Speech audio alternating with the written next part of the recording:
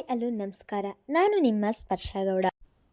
ಯಾರೆಲ್ಲ ಇನ್ನೂ ಕಾಮನಬಿಲ್ಲು ಕಥಾಗುಚ್ಛ ಯೂಟ್ಯೂಬ್ ಚಾನಲ್ಗೆ ಸಬ್ಸ್ಕ್ರೈಬ್ ಆಗಿಲ್ವೋ ಕೂಡಲೇ ಸಬ್ಸ್ಕ್ರೈಬ್ ಆಗಿ. ಕತೆ ಇಷ್ಟ ಆದರೆ ಶೇರ್ ಮಾಡಿ, ಲೈಕ್ ಮಾಡಿ ಹಾಗೂ ಕಮೆಂಟ್ ಮಾಡಿ. ನಾನು ಇವತ್ತು ತಿಳ್ತಿರೋ ಕತೆ ಒಂಗಿರಣ ಭಾಗ 175. ಪೂಜೆಗೆ ಎಂದು ಹೋಗಿದ್ದಂತಹ ವಸುಂಧರ ಅವರು ಒಂದೇ ದಿನದಲ್ಲಿ ಮರಳಿ ಮನೆಗೆ ಬಂದಿದ್ದರು. ಮನೆಗೆ ಬರುತ್ತಿದ್ದ ಹಾಗೆ ಆರಾಧ್ಯಳ ಮುಖದಲ್ಲಿನ ಖುಷಿಯನ್ನು ನೋಡಿ ಸೊಸೆ ಮತ್ತು ಮಗನ ನಡುವೆ ಇದ್ದಂತಹ ಮನಸ್ತಾಪ ಸರಿ ಹೋಗಿದೆ ಎಂದು ತಿಳಿದು ಹೋಗಿತ್ತು. ಅದನ್ನು ಕೇಳದೆ ಹಾಗೆ ಸುಮ್ಮನಾದರು. ಒಟ್ಟಿನಲ್ಲಿ ಮಗ ಸೊಸೆ ಖುಷಿಯಾಗಿದ್ದರೆ ಅವರಿಗೂ ಕೂಡ ಸಮಾಧಾನ.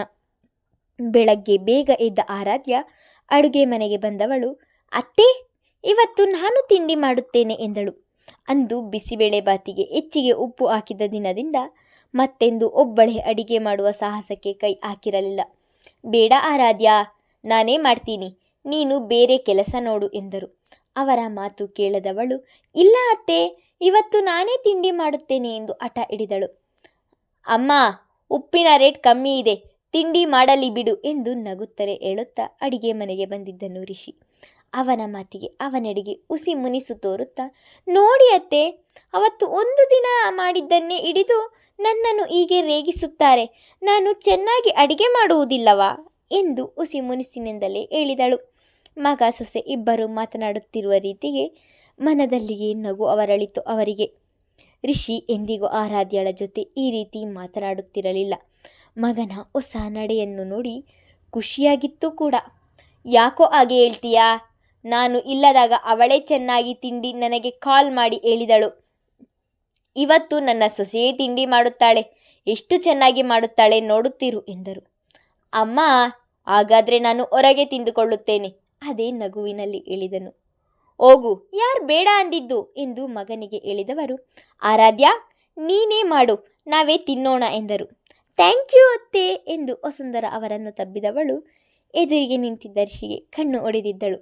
ಅವಳ ನಡೆಗೆ ಕಣ್ಣರಳಿಸಿದವನು ತಲೆ ಕೆರೆಯುತ್ತಾ ಹೊರಗೆ ಹೋಗಿದ್ದನು. ಏಯ್, ಇದು ನಾನು ಮೊನ್ನೆ ಟ್ರಾಫಿಕ್ನಲ್ಲಿ ನೋಡಿದಂತಹ ಕಾರಲ್ವಾ ಎಂದು ಯೋಚಿಸಿದವಳು. ಅವಳ ಕಣ್ಣುಗಳು ಅರಳಿದವು. ಇಲ್ಲ, ಈ ರೀತಿಯ ಕಾರು ಎಷ್ಟಿದ್ದಾವೆ ಎಂದು ಮತ್ತೊಮ್ಮೆ ಯೋಚಿಸಿ ಅದರ ನಂಬರ್ ನೋಡಿದವಳು. ಇಲ್ಲ, ನನಗೆ ತುಂಬ ಚೆನ್ನಾಗಿ ನೆನಪಿದೆ, ಇದು ಅದೇ ಕಾರ್. ಆಗಿದ್ದರೆ ಅವನು ಇಲ್ಲಿಗೆ ಬಂದಿದ್ದಾನೆ. ನಮ್ಮ ಕಾಲೇಜಿನ ಬಳಿ ಅವನಿಗೆ ಏನು ಕೆಲಸ? ಏನಾದರೂ ಕೆಲಸವಾಗಲಿ, ಇವತ್ತು ಅವನನ್ನು ಮಾತನಾಡಿಸಲೇಬೇಕು ಎಂದು ಹೇಳುತ್ತಾ ಸುತ್ತಲೂ ಅವನಿಗಾಗಿ ಕಣ್ಣಾಡಿಸತೊಡಗಿದಳು. ಆದರೆ ಅವನು ಎಲ್ಲೂ ಕಾಣದೇ ಇರುವಾಗ ಇವಳಿಗೆ ನಿರಾಸೆಯಾಯಿತು. ಕಾಲೇಜು ಗೇಟಿನಿಂದ ಹೊರಗೆ ಬಂದ ಕಾರಿನ ಬಳಿ ಬರದೆ ಅಲ್ಲಿಯೇ ನಿಂತವಳನ್ನು ನೋಡಿದ ಡ್ರೈವರ್ ತಾನೇ ಅವಳ ಬಳಿಗೆ ಬಂದು, ಮೇಡಮ್, ಹೊರಡೋಣ ಎಂದನು. ಇಲ್ಲ, ನನ್ನ ಫ್ರೆಂಡ್ ಒಬ್ಬರನ್ನು ಮೀಟ್ ಮಾಡಬೇಕಿತ್ತು, ನೀನು ಕಾರಿನ ಬಳಿ ವೆಯ್ಟ್ ಮಾಡುತ್ತಿರು, ಬರುತ್ತೇನೆ ಎಂದು ಆದೇಶ ಹೊರಡಿಸಿ ಅಲ್ಲಿಂದ ಹೊರಟಿದ್ದಳು. ಸಂಬಳ ಕೊಡುವ ಯಜಮಾನಿಯವಳು. ಅವಳು ಹೇಳಿದ ಮಾತನ್ನು ಕೇಳಲೇಬೇಕು. ಅವಳ ಮಾತಿಗೆ ತಲೆ ಆಡಿಸಿದ ಡ್ರೈವರ್ ಮರಳಿ ತನ್ನ ಕಾರಿನ ಬಳಿ ಹೋಗಿ ನಿಂತನು. ದುಬಾರಿ ಬೆಲೆ ಕಾರಿನ ಪಕ್ಕದಲ್ಲಿ ಕಾರಿನ ಬಳಿ ನಿಂತು ಸುತ್ತಲೂ ಕಣ್ಣಾಡಿಸಿದವಳು ಅವನು ಎಲ್ಲೂ ಕಾಣಲಿಲ್ಲ. ಈಗ ಅವನನ್ನು ನೋಡಲೇಬೇಕು ಎಂದು ಪಣ ತೊಟ್ಟಿ ನಿಂತಂತೆ ಇತ್ತು. ಅರ್ಧ ಗಂಟೆಗಳ ಕಾಲ ಆ ಕಾರಿನ ಬಳಿ ನಿಂತರೂ ಸಹ ಆ ಕಾರಿನ ಮಾಲೀಕನ ಸುಳಿವಿರಲಿಲ್ಲ. ಇವತ್ತು ಕೂಡ ಅವನನ್ನು ಮೀಟ್ ಮಾಡಲು ಆಗಲಿಲ್ಲ.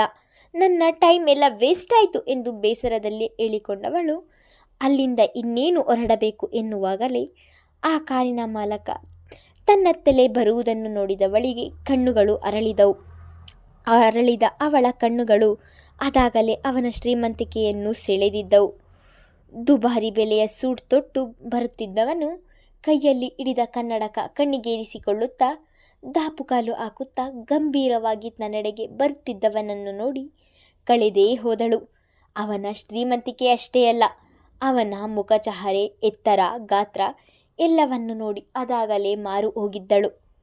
ಅವನು ಕಾರಿನ ಬಳಿಗೆ ಬರುತ್ತಿದ್ದ ಹಾಗೆ ಎಕ್ಸ್ಕ್ಯೂಸ್ ಮೀ ಎಂದು ನಗುತ್ತಲೇ ಹೇಳುತ್ತಾ, ಐ ಆಮ್ ಅನತಿ ಮಿಥುನ್ ಚಕ್ರವರ್ತಿ, ಮಿಥುನ್ ಗ್ರೂಪ್ ಆಫ್ ಇಂಡಸ್ಟ್ರೀಸ್ನ ಓನರ್ ಮಿಥುನ್ ಚಕ್ರವರ್ತಿಯವರ ಮಗಳು ಎಂದು ನಗುತ್ತಲೇ ಹೇಳುತ್ತಾ ತನ್ನ ಹಸ್ತವನ್ನು ಶೇಕ್ ಹ್ಯಾಂಡ್ ಮಾಡಲು ಮುಂದೆ ಚಾಚಿದಳು. ಅವಳ ಮಾತಿಗೆ ಪ್ರತಿಯಾಗಿ, ಓ ಹೌದಾ, ನೈಸ್ ಟು ಮೀಟ್ ಯು ಎಂದು ತನ್ನ ಹಸ್ತವನ್ನು ಕೂಡ ಮುಂದೆ ಚಾಚಿ ಶೇಕ್ ಹ್ಯಾಂಡ್ ಮಾಡಿದನು. ಮೊನ್ನೆ ನಿಮ್ಮ ಕಾರನ್ನು ಎಂದವಳು ನಾಲಿಗೆ ಕಚ್ಚಿ. ಐ ಮೀನ್ ನಿಮ್ಮನ್ನು ಟ್ರಾಫಿಕ್ನಲ್ಲಿ ನೋಡಿದೆ. ಮಾತನಾಡಿಸಬೇಕು ಎನ್ನುವಷ್ಟರಲ್ಲಿ ಟ್ರಾಫಿಕ್ ಮುಗಿದು ವೆಹಿಕಲ್ಗಳು ಮೂವ್ ಆದವು. ಹಾಗಾಗಿ ನಿಮ್ಮನ್ನು ಮಾತನಾಡಿಸುವ ಅವಕಾಶ ಸಿಗಲಿಲ್ಲ ಎಂದಳು. ನನ್ನನ್ನು ಯಾಕೆ ಮಾತನಾಡಿಸಬೇಕಿತ್ತು ನೀವು ಎಂದನು. ಅದು ಎಂದು ಏನು ಹೇಳಬೇಕು ಎಂದು ತಿಳಿಯದೆ ಅಲ್ಲಿಗೆ ಮಾತು ನಿಲ್ಲಿಸಿದಳು. ಅವಳು ಮಾತನಾಡಿದ್ದಿರುವುದನ್ನು ನೋಡಿ ತಾನೇ ಮಾತು ಮುಂದುವರಿಸಿದವನು, ನಿಮ್ಮ ತಂದೆಯ ಹೆಸರನ್ನು ಕೇಳಿದ್ದೇನೆ. ಈ ಸೊಸೈಟಿಯಲ್ಲಿ ತುಂಬ ರಿಚ್ ಪರ್ಸನ್ ಅವರು. ನಿಮ್ಮದು ಕಂಪನಿ, ಫ್ಯಾಕ್ಟರಿ ಕೂಡ ಇದೆ ಎಂದು ಕೇಳಿದ್ದೇನೆ ಎನ್ನುತ್ತಿದ್ದ ಹಾಗೆ ಹೌದು ಎಂದು ತಲೆಯಾಡಿಸಿದಳು. ಅಂಥವರ ಮಗಳಾಗಿ ಹುಟ್ಟಿರುವ ನೀವು ನಿಜವಾಗಿಯೂ ಅದೃಷ್ಟವಂತರು ಎಂದನು. ಇವನ ಬಗ್ಗೆ ತಿಳಿದುಕೊಳ್ಳೋಣ ಎಂದು ಬಂದರೆ ಇವನು ಬರೀ ನನ್ನ ಬಗ್ಗೆ ಹೇಳುತ್ತಿದ್ದಾನಲ್ಲ ಎಂದು ಗೊಣಗಿಕೊಂಡವಳು, ನಿಮ್ಮ ನೇಮ್ ಎಂದಳು. ಓ ಸಾರಿ, ಹೆಸರು ಹೇಳಿಲ್ಲ ನೋಡಿ. ನಾನು ಸಾಗರ್ ಕಶ್ಯಪ್ ಅಂತ. ಕಶ್ಯಪ್ 5 ಸ್ಟಾರ್ ಹೋಟೆಲ್ ಇದೆಯಲ್ಲ, ಅವರ ಮಗ ನಾನು ಎಂದನು. ಅವನ ಮಾತು ಕೇಳುತ್ತಿದ್ದ ಹಾಗೆ ಹೇಳದೆ ಕೇಳದೆ ಅವಳ ಮನಸ್ಸು ಕುಣಿದಾಡುವಂತಾಯಿತು. ಕಣ್ಣುಗಳನ್ನು ಅರಳಿಸಿದವಳು, ವಾಟ್, ನೀವು ಕಶ್ಯಪ್ ಅವರ ಮಗನಾ? ನಿಮ್ಮ ಹೋಟೆಲ್ ಬ್ರಾಂಚಸ್ ಆಲ್ ಇಂಡಿಯಾದಲ್ಲಿ ಇದೆ ಎಂದು ಕೇಳಿದ್ದೇನೆ. ಅಷ್ಟೇ ಅಲ್ಲದೆ ಇಂಡಿಯಾದಲ್ಲಿ ಟಾಪ್ 10 ಹೋಟೆಲ್ನಲ್ಲಿ ನಿಮ್ಮದು ಒಂದು ಕೇಳಿದ್ದೇನೆ ಎನ್ನುತ್ತಿದ್ದ ಹಾಗೆ ಹೌದು ಎಂದು ತುಟಿ ಅರಳಿಸಿದನು ಅಷ್ಟೇ. ಇಫ್ ಯು ಡೋಂಟ್ ಮೈಂಡ್, ನಿಮ್ಮ ನಂಬರ್ ಸಿಗಬಹುದಾ ಎಂದು ಅಂಜಿಕೆಯಲ್ಲಿಯೇ ಕೇಳಿದಳು. ತಾನೇ ಶ್ರೀಮಂತರ ಮಗಳು ಎಂದರೆ ತನಗಿಂತಲೂ ಶ್ರೀಮಂತರ ಮಗ ಎಂದು ತಿಳಿದವಳಿಗೆ ಅವನ ನಂಬರ್ ಕೊಡಲು ಒಪ್ಪುವುದಿಲ್ಲ ಎಂದರೆ ಏನು ಮಾಡುವುದು ಎನ್ನುವ ಯೋಚನೆಯಲ್ಲಿಯೇ ನಂಬರ್ ಕೇಳಿದಳು. ಅದಕ್ಕೇನು, ತೆಗೊಳ್ಳಿ ಎನ್ನುತ್ತಿದ್ದ ಹಾಗೆ ಒಡನೆ ಬ್ಯಾಗಿನಲ್ಲಿ ಇರಿಸಿದ ತನ್ನ ಮೊಬೈಲ್ ತೆರೆದು ಅವನು ಹೇಳಿದ ನಂಬರ್ ಒತ್ತಿ ತಕ್ಷಣಕ್ಕೆ ಕರೆ ಮಾಡಿದವಳು, ಅದು ನನ್ನ ನಂಬರ್, ನಿಮಗೆ ಇಷ್ಟ ಆದರೆ ಸೇವ್ ಮಾಡಿಕೊಳ್ಳಿ ಎಂದು ಹೇಳಿ ಅಲ್ಲಿಂದ ಹೊರಟಿದ್ದಳು. ಅವಳು ಓದತ್ತಲೇ ನೋಡುತ್ತಾ ನಿಂತಿದ್ದವನ ಮುಖದಲ್ಲಿ ವಿಜಯದ ನಗೆ ಹಾದು ಹೋಗಿತ್ತು. ನಾನು ಗುಂಡಿಯನ್ನು ತೋಡದೆ ತೋಳ ಹಳ್ಳಕ್ಕೆ ಬೀಳುತ್ತಿದೆ ನಗುತ್ತಾ ಹೇಳಿಕೊಂಡವನ ಮುಖದ ಮೇಲೆ ವಿಜಯದ ನಗೆ ಹಾರಿ ಹೋಗಿತ್ತು. ಆಧಾರಿಗೂ ಕರೆ ಮಾಡುತ್ತಾ ಕಾರನ್ನು ಏರಿ ಅಲ್ಲಿಂದ ಹೊರಟಿದ್ದನು. ಧನು, ಏನನ್ನು ಹಾಗೆ ಹುಡುಕುತ್ತಿದ್ದೀಯಾ? ತನ್ನ ಕಬೋರ್ಡ್ನಲ್ಲಿ 10 ನಿಮಿಷದಿಂದ ಒಂದೇ ಸಮ ಹುಡುಕುತ್ತಿದ್ದವನನ್ನು ನೋಡಿ ಕೇಳಿದಳು. ಅದು ಫೈಲ್ ಮಿಸ್ ಆಗಿದೆ ಶರದಿ, ಇಂಪಾರ್ಟೆಂಟ್ ಫೈಲ್, ಅದನ್ನು ಹುಡುಕುತ್ತಿದ್ದೇನೆ ಎಂದು ಹೇಳುತ್ತಾ ತನ್ನ ಕೆಲಸವನ್ನು ಮುಂದುವರಿಸಿದನು. ಫೈಲ್ ಅಷ್ಟು ದೊಡ್ಡದಿರುತ್ತದೆ, ಬಟ್ಟೆಯೊಳಗೆ ಯಾಕೆ ಹೋಗಿರುತ್ತದೆ? ಬಟ್ಟೆಯನ್ನೆಲ್ಲ ಯಾಕೆ ಹೀಗೆ ಕಿತ್ತಾಕುತ್ತಿದ್ದೀಯಾ? ನಿಧಾನವಾಗಿ ನೋಡು, ನಿನ್ನ ಕಬೋರ್ಡ್ನಲ್ಲೇ ಇರುತ್ತದೆ ಎಂದಳು. ನೋಡಿದೆ ಶರದಿ, ಎಲ್ಲೂ ಕಾಣುತ್ತಿಲ್ಲ. ಎಷ್ಟು ಹುಡುಗಿದರೂ ಸಿಗಲಿಲ್ಲ. ಆಫೀಸ್ನಲ್ಲಿ ಇರಬಹುದೇನೋ ನೋಡ್ತೀನಿ. ಈ ಬಟ್ಟೆಯನ್ನೆಲ್ಲ ಸ್ವಲ್ಪ ಸರಿಯಾಗಿ ಎತ್ತಿಡು, ನನಗೆ ಟೈಮ್ ಆಗುತ್ತಿದೆ, ತಿಂಡಿ ತಿಂದು ಹೊರಡುತ್ತೇನೆ ಎಂದು ಹೇಳುತ್ತಲೇ ಲ್ಯಾಪ್ಟಾಪ್ ಇರಿಸಿದ ಬ್ಯಾಗನ್ನು ಕೈಗೆ ತೆಗೆದುಕೊಂಡು ಹೊರಗೆ ಹೋಗಬೇಕು ಎನ್ನುವಷ್ಟರಲ್ಲಿ ಅವಳೆಡೆಗೆ ತಿರುಗಿ, ಶರದಿ, ಈಗ ಜ್ವರ ಹೇಗಿದೆ? ಹಾಸ್ಪಿಟಲ್ಗೆ ಏನಾದರೂ ಹೋಗಬೇಕಾ ಎಂದನು. ರಾತ್ರಿ ಮಾತ್ರೆ ತೆಗೆದುಕೊಂಡಿದ್ದಕ್ಕೆ ಜ್ವರ ಪೂರ್ತಿಯಾಗಿ ವಾಸಿಯಾಗಿದೆ ಧನು, ಹಾಸ್ಪಿಟಲ್ ಏನು ಬೇಡ, ನಾನು ಕೂಡ ಸ್ಕೂಲ್ಗೆ ಹೋಗುತ್ತೇನೆ ಎಂದವಳ ಮಾತಿಗೆ, ಇವತ್ತೊಂದು ದಿನ ಬೇಕಿದ್ರೆ ಮನೆಯಲ್ಲಿ ಇದ್ದು ರೆಸ್ಟ್ ಮಾಡು ಎಂದನು. ಅಷ್ಟು ಸಣ್ಣ ಜ್ವರಕ್ಕೆ ಹೆದರಿದರೆ ಹೇಗೆ ಧನು? ರೆಸ್ಟ್ ಮಾಡೋಕೆ ನನಗೆ ಏನೂ ಆಗಿಲ್ಲ, ಸ್ಕೂಲಿಗೆ ಹೋಗುತ್ತೇನೆ ಎಂದವಳ ಮಾತು ಕೇಳಿ, ಸರಿ ನಿನ್ನಿಷ್ಟ ಎಂದು ಹೇಳಿ ಕೆಳಗಡೆ ಬಂದಿದ್ದನು. ಇವನಿಗೆ ಸ್ವಲ್ಪವೂ ಬುದ್ಧಿ ಇಲ್ಲ. ಫೈಲನ್ನೇನು ನಾವು ಕಿವಿಗೆ ಹಾಕಿಕೊಳ್ಳುವ ಓಲೆ ಎಂಡಿಕೊಂಡಿದ್ದಾನಾ? ನೋಡಿದರೆ ಕಣ್ಣಿಗೆ ಕಾಣಿಸುತ್ತದೆ, ಅಲ್ಲದೆ ಫೈಲ್ ಬಟ್ಟೆ ಒಳಗಡೆ ಯಾಕೆ ಹೋಗುತ್ತದೆ? ಎಲ್ಲವನ್ನು ಕಿತ್ತು ರಂಪ ಮಾಡಿಟ್ಟಿದ್ದಾನೆ. ಇದೆಲ್ಲವನ್ನು ಜೋಡಿಸಿ ನಾನು ಸ್ಕೂಲಿಗೆ ಹೋಗುವುದು ಎಷ್ಟೊತ್ತಿಗೆ? ಸುಮ್ಮನೆ ನನಗೆ ಕೆಲಸ ಕೊಡುತ್ತಾನೆ ಇವನು ಎಂದು ಧನುಷ್ನನ್ನು ಬೈದುಕೊಳ್ಳುತ್ತಲೇ ಅವನ ಬಟ್ಟೆ ಎಲ್ಲವನ್ನು ಸರಿಯಾಗಿ ಜೋಡಿಸಿಡುತ್ತಿದ್ದಳು. ಬಟ್ಟೆಯನ್ನು ಜೋಡಿಸುವಾಗ ಬಟ್ಟೆಗಳ ಮಧ್ಯೆ ಇಷ್ಟು ದಿನ ಅಡಗಿ ಕುಳಿತಿದ್ದಂತಹ ಗಾಜಿನ ಲವ್ ಬರ್ಡ್ಸ್ ಅವಳ ಕೈಗೆ ಸಿಕ್ಕಿತ್ತು. ಇದೇನಿದು, ಕೈಗೆ ಈ ರೀತಿ ಗಟ್ಟಿಯಾಗಿ ಸಿಗುತ್ತಿದೆಯಲ್ಲ ಎಂದು ಅನುಮಾನದಲ್ಲಿಯೇ ಬಟ್ಟೆಗಳನ್ನು ಸರಿಸಿ ನೋಡಿದವಳಿಗೆ ಅಲ್ಲಿರುವಂತಹ ಲವ್ ಬರ್ಡ್ಸ್ಗಳನ್ನು ನೋಡಿ ಆಶ್ಚರ್ಯವಾಗಿತ್ತು. ಅದನ್ನು ಹೊರತೆಗೆದಳು. ಇದನ್ನು ನಾನು ಎಲ್ಲೋ ನೋಡಿದ್ದೇನೆ ಎಂದು ಯೋಚಿಸತೊಡಗಿದಳು. ತಕ್ಷಣಕ್ಕೆ ತಾನು ಇದನ್ನು ಎಲ್ಲಿ ನೋಡಿದ್ದೆ ಎಂದು ಹೊಳೆಯಲಿಲ್ಲ. ಅದನ್ನೇ 5 ನಿಮಿಷ ತದೇಕಚಿತ್ತದಿಂದ ನೋಡಿದವಳು ನಂತರ ಕಣ್ಮುಚ್ಚುತ್ತಿದ್ದ ಹಾಗೆ ಅವಳಿಗೆ ಅದನ್ನು ಎಲ್ಲಿ ನೋಡಿದೆ ಎಂದು ನೆನಪಾಯಿತು. ಹೌದು, ಟೋಕಿಯೋದಲ್ಲಿ ಶಾಪಿಂಗ್ ಎಂದು ಹೋದಾಗ ನಾನು ಇದನ್ನು ನೋಡಿದೆ. ಇದರ ರೇಟ್ ನೋಡಿ ಹಾಗೆ ಸುಮ್ಮನೆ ಬಂದಿದ್ದೆ. ಧನು ಇದನ್ನು ಯಾವಾಗ ತೆಗೆದುಕೊಂಡ? ನಾನು ನೋಡಲೇ ಇಲ್ಲವಲ್ಲ.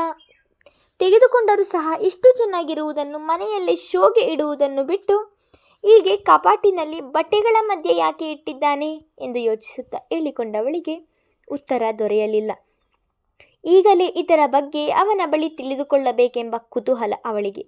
ಒಡನೆ ಅದನ್ನು ಹಿಡಿದು ಹೊರಬಂದವಳು ಮೆಟ್ಟಿಲನ್ನು ಇಳಿದು ಬರುವಾಗ ಧನು ಧನು ಎಂದು ಕೂಗುತ್ತಲೇ ಬಂದಿದ್ದಳು. ಅವಳು ಈ ರೀತಿ ಕೂಗುವುದನ್ನು ನೋಡಿ ತಿಂಡಿ ತಿನ್ನುತ್ತಿದ್ದ ಎಲ್ಲರೂ ಅವಳೆಡೆಗೆ ನೋಟ ಹರಿಸಿದರೆ ಧನುಷ್ ಮಾತ್ರ ಶರದಿಯ ಕೈಯಲ್ಲಿರುವ ಲವ್ ಬರ್ಡ್ಸ್ ಅನ್ನು ನೋಡಿ ಇದು ಹೇಗೆ ಇವಳ ಕೈಗೆ ಸಿಕ್ಕಿತು ಎಂದು ಯೋಚಿಸತೊಡಗಿದನು. ಅಷ್ಟರಲ್ಲಿ ಡೈನಿಂಗ್ ಟೇಬಲ್ ಬಳಿ ಬಂದವಳು ಧನು, ನಾನು ಇದನ್ನು ಟೋಕಿಯೋದ ಶಾಪಿಂಗ್ ಕಾಂಪ್ಲೆಕ್ಸ್ನಲ್ಲಿ ನೋಡಿದ್ದೆ. ನೀನು ಯಾವಾಗ ಇದನ್ನು ತೆಗೆದುಕೊಂಡು ಬಂದೆ?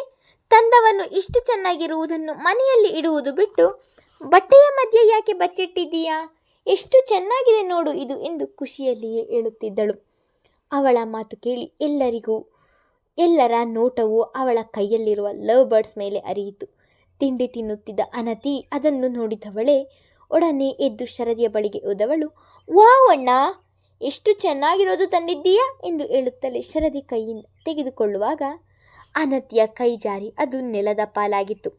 ಮೊದಲೇ ಗಾಜಿನ ಲವ್ ಬರ್ಡ್ಸ್ ಅದು ನೆಲಕ್ಕೆ ಬೀಳುತ್ತಿದ್ದ ಹಾಗೆ ಒಡೆದು 1000 ಚೂರುಗಳಾಗಿತ್ತು. ಅದು ನೆಲಕ್ಕೆ ಬೀಳುತ್ತಿದ್ದ ಹಾಗೆ ಶರದಿ ಎದರಿ ಹಿಂದೆ ಸರಿದು ನಿಂತಳು. ಶರದಿಗೆ ಅದನ್ನು ಕೊಟ್ಟು ಪ್ರೀತಿ ನಿವೇದನೆ ಮಾಡಬೇಕು ಎಂದು ತುಂಬ ದಿನದಿಂದ ಆಸೆಪಟ್ಟು ಅದನ್ನು ಬಚ್ಚಿಟ್ಟಿದ್ದವನಿಗೆ ಈಗ ಅದು ಒಡೆದು ಹೋಗುತ್ತಿದ್ದ ಹಾಗೆ ತನ್ನ ಹೃದಯವೇ ಒಡೆದು ಹೋಯಿತು ಎನ್ನುವಷ್ಟು ಸಂಕಟವಾಯಿತು ಅವನಿಗೆ.